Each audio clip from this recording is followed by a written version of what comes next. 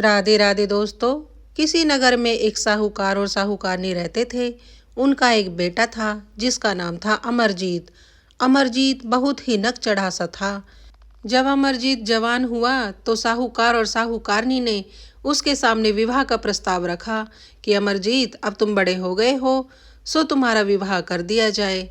तो अमरजीत ने कहा, पिताजी, हम उसी लड़की से विवाह करेंगे जो हमसे 100 जूते रोज खाएगी।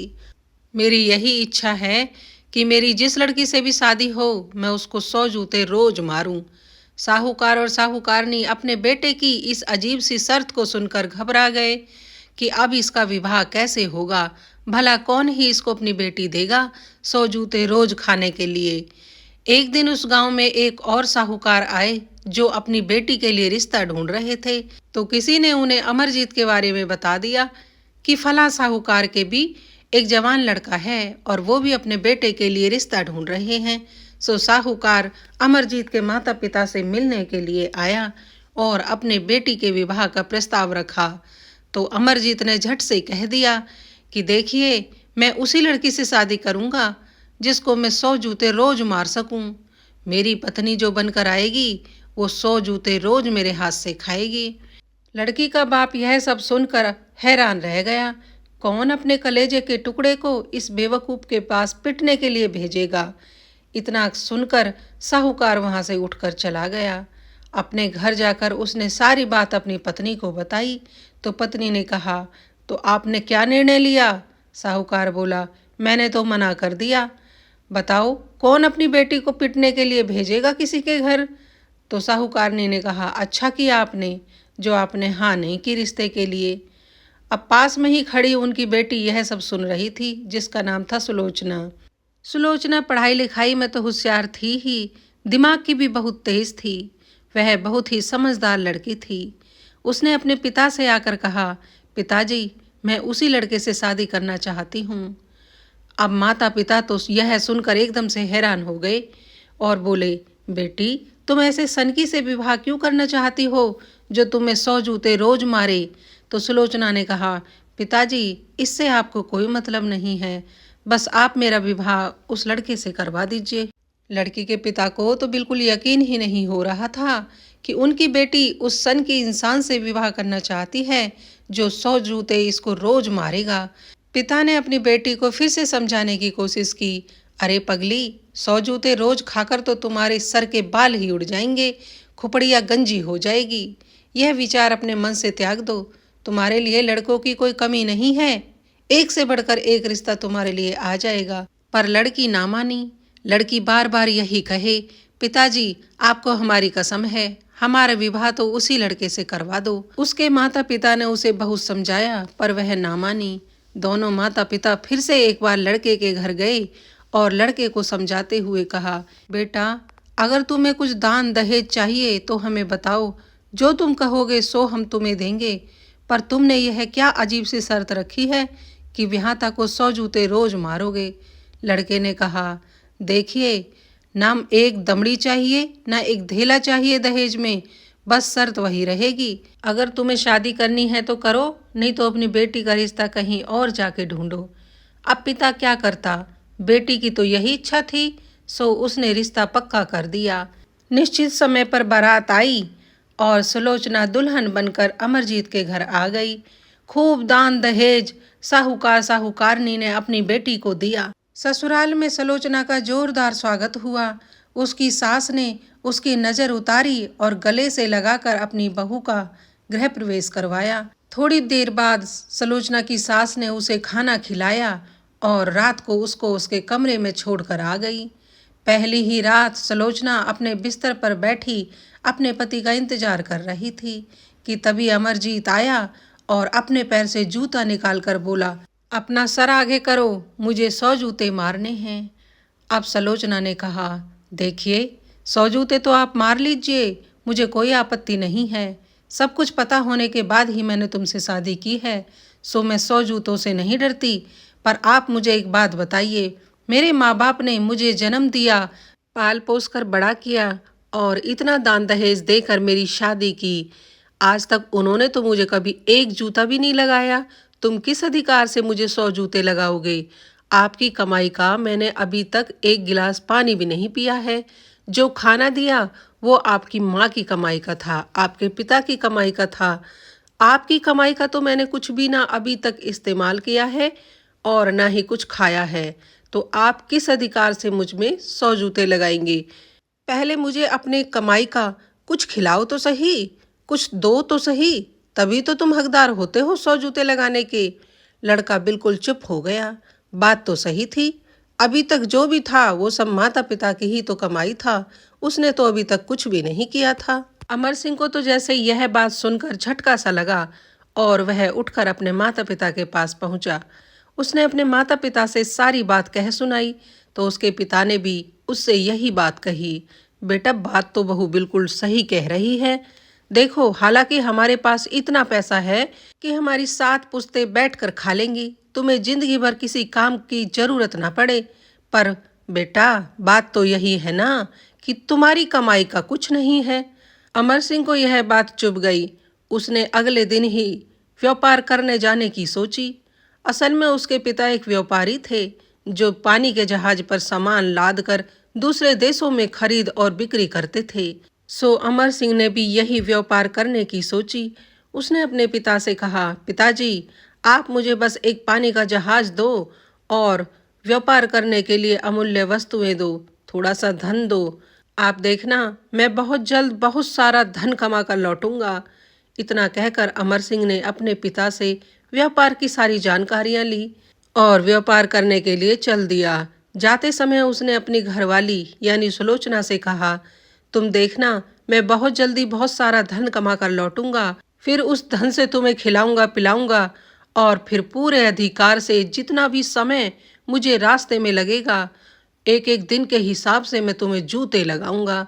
यह बात सुनते ही सुलोचना ने कहा, ठीक है मेरे सरताज, जब आप लौट कर आओगे ना तो मेरा सर आपके सामने झुका हुआ पाएगा। जितना मर्जी हो जूते लगा लेना। समर सिंह सबसे विदा लेकर अपने जहाज में बैठकर व्यापार के लिए निकल गया। उसके चेहरे पर उसकी घमंड भरी मुस्कान साफ झलक रही थी। उसके माता पिता को भी बड़ा संतोष हो रहा था कि ना जाने इस सफर के बाद हमारा बिगड़ैल बेटा थोड़ा सा सुधर जाए। इधर समर सिंह अपने पानी के जहाज में चला जा रहा था। 3-4 दिन का सफर उसने तय कर लिया था। सो एक बंदरगाह पर उसने रुकने की सोची। फिर क्या था, उसने लंगर डाल दिया। जहाज एक तरफ लगाकर जहाज से उतरा और उस नगरी का जायजा लेने के लिए थोड़ी दूर चला। उसने देखा कि सामने से एक आदमी हाथ में लाठी लिए लाठी के सहारे से चला आ रहा है। जब वह आदमी पास आया तो अमर सिंह ने देखा कि उसकी एक आंख पर हरी पट्टी लगी हुई है, जिससे यह मालूम होता था कि इस आदमी की एक ही आंख है। उस एक आंख वाले आदमी ने अमर सिंह के पास आते ही कहा, अच्छा, इस बार तुम आए हो, तुम्हारे पिताजी नहीं आए? तुम्हारे पिताजी तो बहुत तेज हैं। अमर सिंह बड़ा परेशान कि उस आदमी से वह कभी मिला नहीं और वह उसे जानता है। अमर सिंह ने उस एक आंख वाले आदमी से कहा, मुझे तुम्हारे बारे में कुछ नहीं पता, मुझे जरा खुलकर बताओ।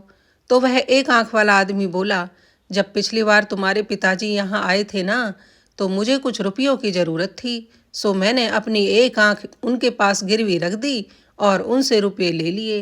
मैंने उनसे 500 रुपये लिए थे। अब मैंने 500 रुपये इकट्ठे कर लिए हैं। मुझे फर्क नहीं पड़ता कि बाप हो या बेटा, मुझे तो मेरी आंख चाहिए।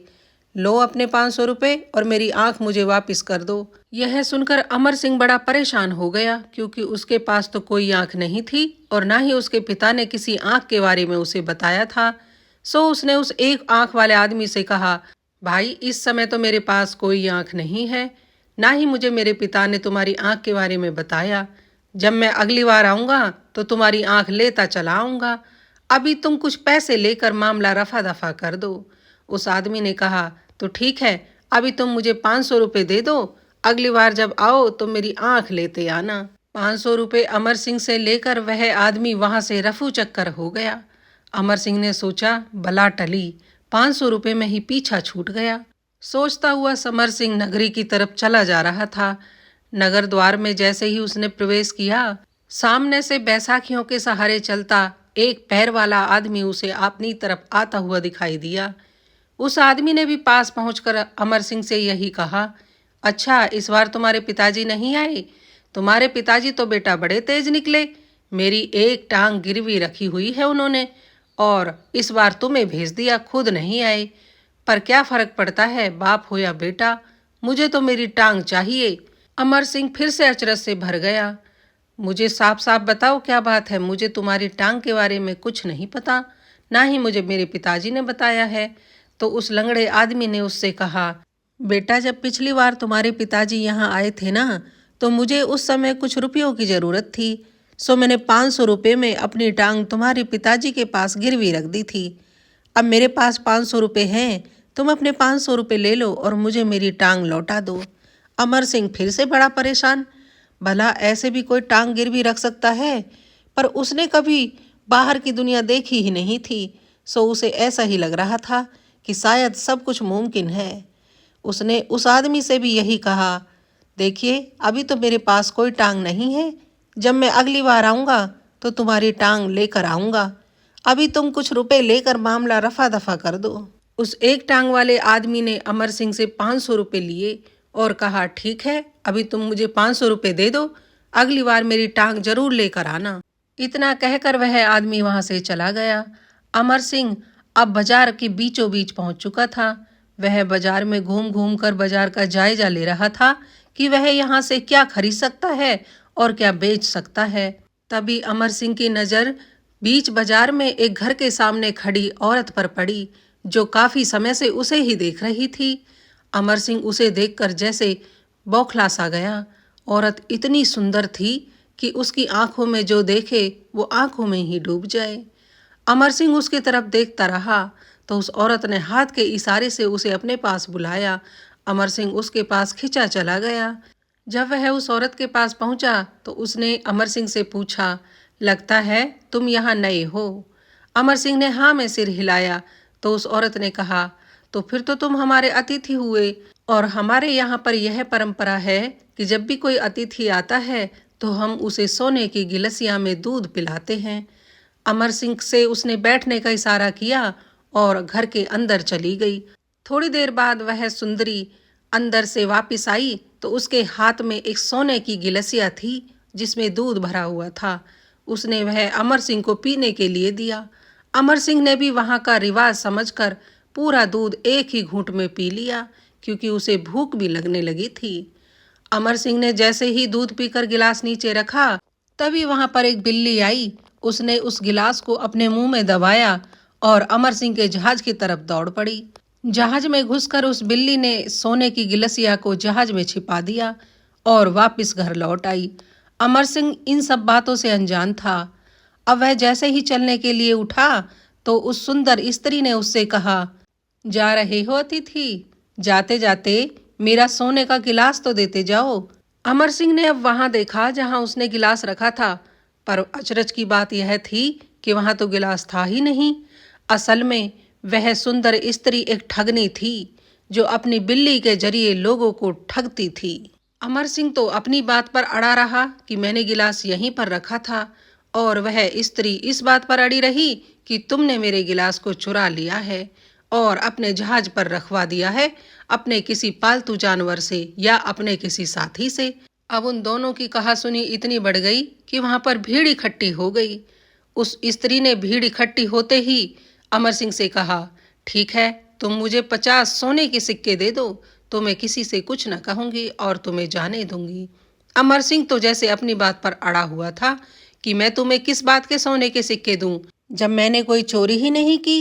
तभी वहां से कोतवाल गुजरा तो कोतवाल ने सारी बात सुनकर अमर सिंह को गिरफ्तार कर लिया और राजा के दरबार में पेश किया। राजा ने भी अमर सिंह की एक न सुनी और अमर सिंह का जहाज भी जब्त कर लिया और उसे 6 महीने की सजा सुना दी। 6 महीने कारावास में रहने के बाद अमर सिंह जब छूटकर बाहर आया तो अब उसके पास कुछ भी नहीं था। खाली हाथ गरीब असहाय की तरह अमर सिंह सड़कों पर भटक रहा था कि तभी उसकी मुलाकात एक व्यक्ति से हुई। उस व्यक्ति ने अमर सिंह से पूछा कि तुम कौन हो और यहाँ क्यों भटक रहे हो? तो अमर सिंह ने अपनी पूरी कहानी उस व्यक्ति को बता दी। उस व्यक्ति को अमर सिंह पर बड़ी दया आई उसने अमर सिंह को सांत्वना देते हुए कहा, भाई यह ठग नगरी है और इसमें जो एक बार फंस जाता है ना, बाहर निकलना मुश्किल हो जाता है। खैर तुम्हारे पास रहने के लिए कोई ठिकाना नहीं है, तुम चाहो तो मेरे साथ रह सकते हो। मैं गाना गाकर अपना पेट भरता हूँ। अगर तुम्हें नाचना आता है तो तुम औरत का भेष भरकर मेरे साथ नाचना और मैं गाऊंगा। इस तरह से हम 2 वक्त की रोटी जुटा पाएंगे, नहीं तो परदेश में रहना बड़ा कठिन हो जाएगा। अब अमर सिंह के सामने कोई रास्ता नहीं था, न हाथ में कोई दमड़ी थी न ढेला था। सो उसने उस व्यक्ति की बात मान ली और औरत का भेष भर के नाचना गाना शुरू कर दिया। 8 माह ऐसे ही गुजर गए।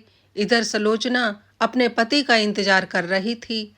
8 माह गुजर जाने के बाद भी जब उसका पति वापस नहीं आया तो उसने अपने सास और ससुर से कहा, पिताजी मेरे पति अभी तक वापस नहीं आए हैं, सो मैं उन्हें ढूंढने जाना चाहती हूँ।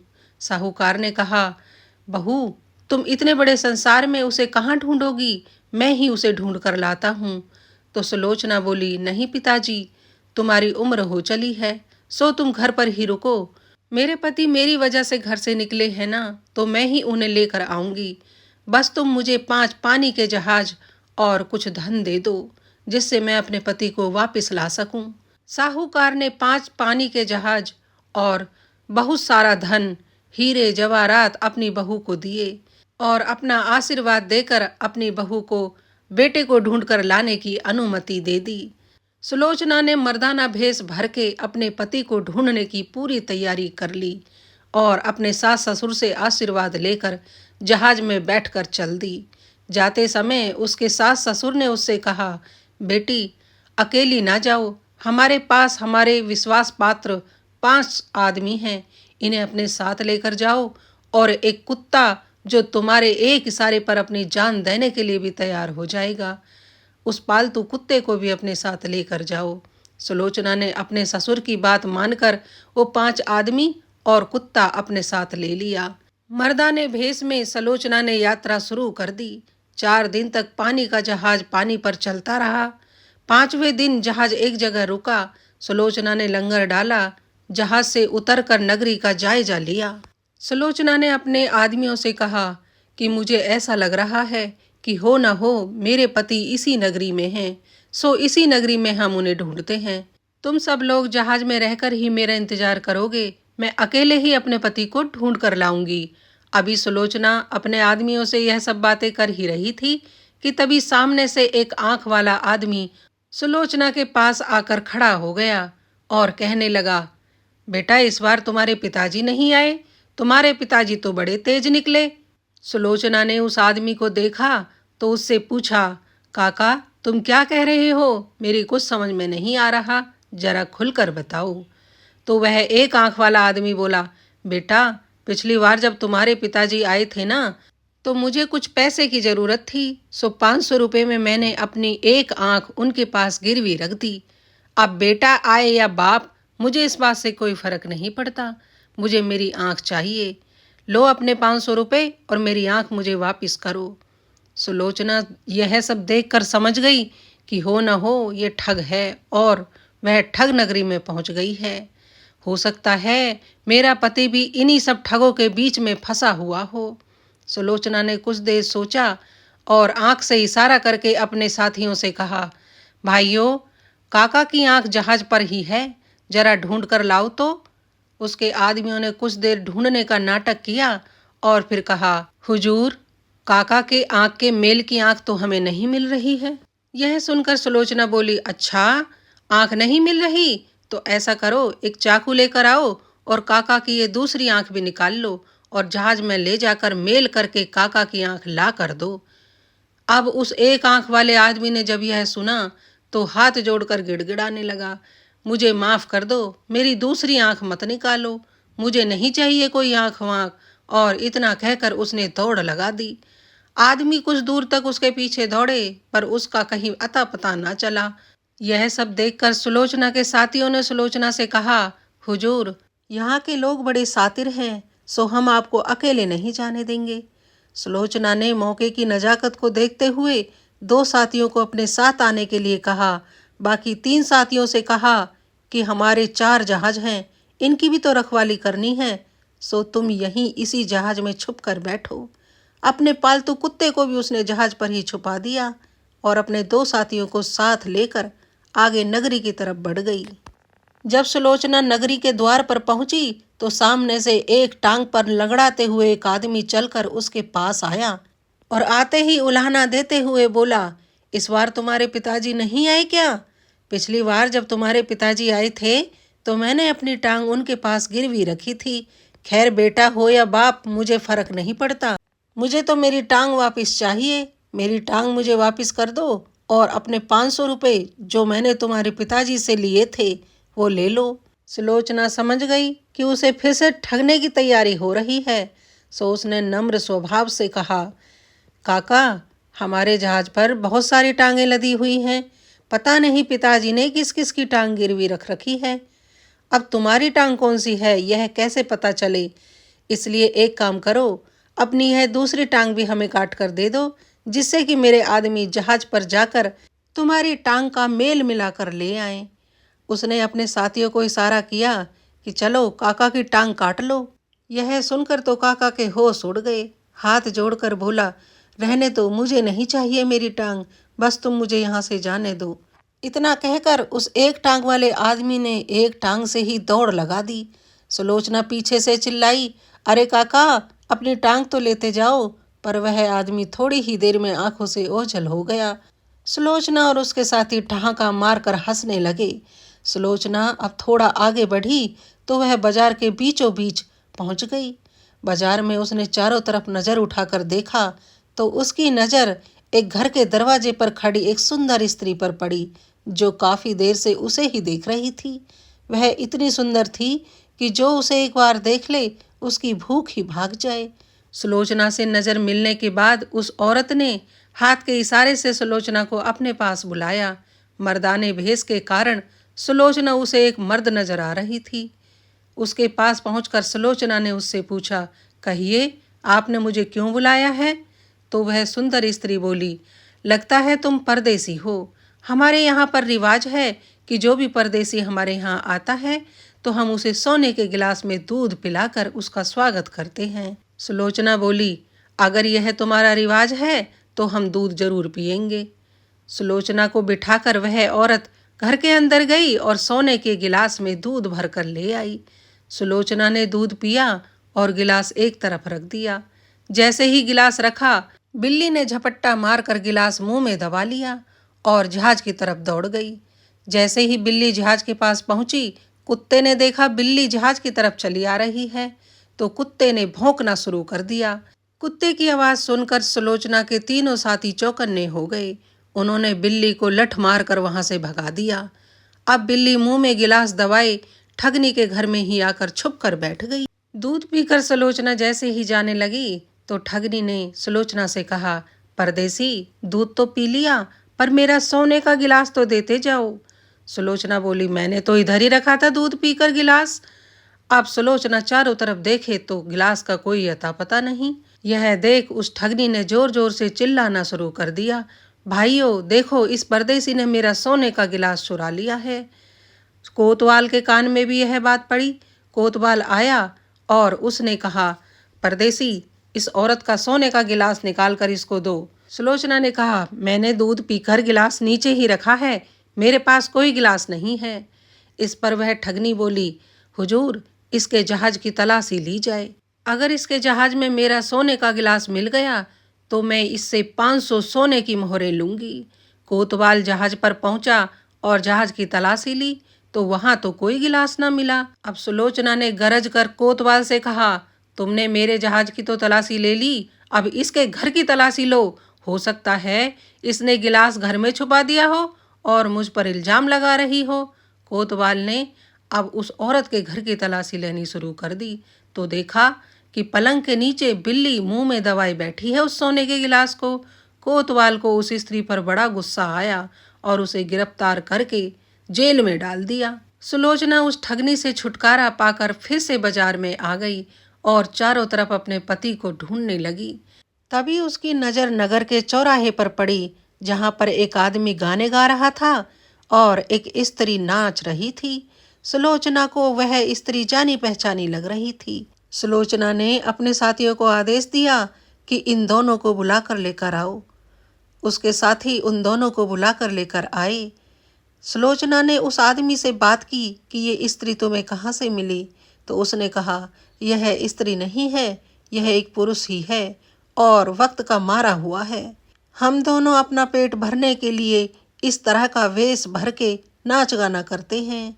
अब सुलोचना ने अपने पति को पहचान लिया। देखो ईश्वर की कैसी विडंबना है। दोनों पति पत्नी एक दूसरे के सामने खड़े हैं, पर पत्नी पुरुष वेश में और पति स्त्री वेश में है। सुलोचना ने तो अपने पति को पहचान लिया, पर अमर सिंह से सुलोचना ना पहचानी गई।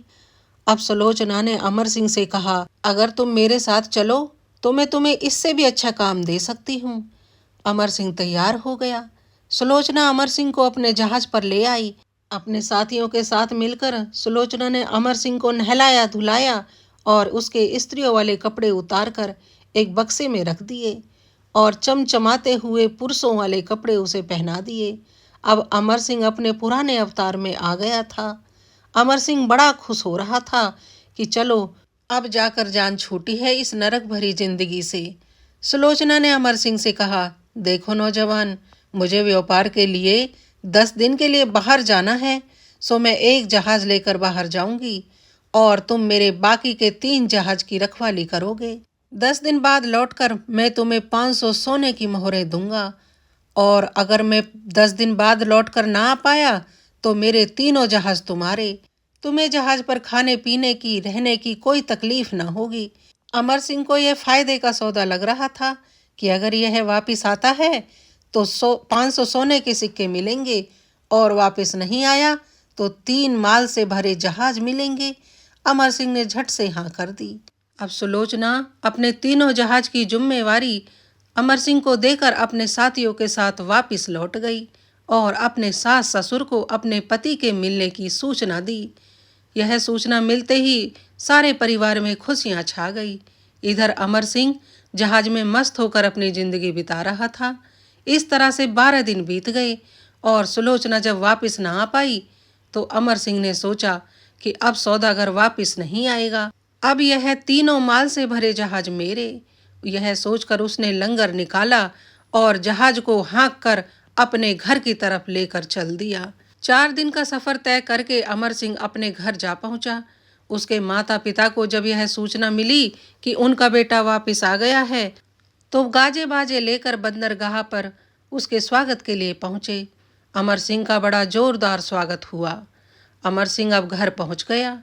घर पहुंचते ही उसने हिसाब लगाना शुरू कर दिया। मैं इतने दिन घर से दूर रहा, इतने दिन के हिसाब से कितने जूते बनते हैं। हिसाब लगाकर अमर सिंह जूता लेकर सुलोचना के पास पहुंचा।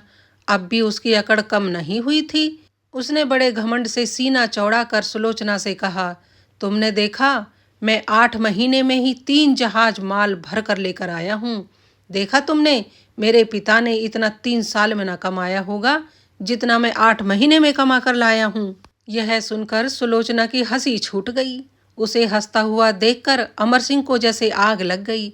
बोला, तुम क्यों हंस रही हो? सर आगे करो और जूते खाने के लिए तैयार हो जाओ। सुलोचना बोली, जूते तो मैं ना खाऊंगी। अमर सिंह को अब बड़ा क्रोध आ रहा था। क्यों, तुम अपने वादे से मुकर रही हो? तो सुलोचना ने कहा, क्या सच में, क्या वास्तव में यह धन तुम कमा कर लाए हो या फिर किसी सौदागर ने तुम्हें खैरात में दिया है? यह सुनकर तो अमर सिंह के पैरों के नीचे से जमीन खिसक गई कि इसको यह सब कैसे पता चला। थोड़ी देर बाद ही सुलोचना ने वह बक्सा खोलकर दिखाया जिसमें अमर सिंह के जनाने कपड़े, जिन्हें पहनकर अमर सिंह चौराहे पर नाचता था। उन कपड़ों को देखते ही अमर सिंह शर्म से पानी पानी हो गया। वह आश्चर्य से अपनी पत्नी की तरफ देखने लगा। तो सुलोचना ने कहा, जो सौदागर तुम्हें मुसीबत से निकाल कर लाया है वह कोई और नहीं बल्कि मैं ही हूँ। जिसने तुम्हारी मदद की, जिसने तुम्हें 3 जहाज माल के भरे हुए दिए, वो कोई और नहीं, वो मैं ही हूँ। अमर सिंह ने जब यह सुना तो उसका घमंड एक झटके में चकनाचूर हो गया और हाथ जोड़कर सुलोचना से माफ़ी मांगने लगा। कहने लगा, इस बात को यहीं दबा दो भाग्यवान, किसी और को मत बताना कि मैं इस तरह की किसी मुसीबत में फंसा था। सुलोचना ने हंसते हुए कहा, तो 100 जूते नहीं मारेंगे जनाब? अमर सिंह की अब सारी अकड़ निकल चुकी थी। हाथ जोड़कर बोला, नाना भाग्यवान, चाहो तो तुम मुझे 100 जूते रोज मार लिया करना, पर इस राज को राज ही रहने दो। किसी के सामने मेरी पोल मत खोलना। अब सुलोचना और अमर सिंह बड़े प्यार से एक दूसरे के साथ रहने लगे। दोस्तों, आज की हमारी कहानी यहीं पर समाप्त होती है। तो देखा दोस्तों, सूझबूझ और समझदारी से सुलोचना ने कितनी बड़ी मुसीबत को भी पार कर लिया था।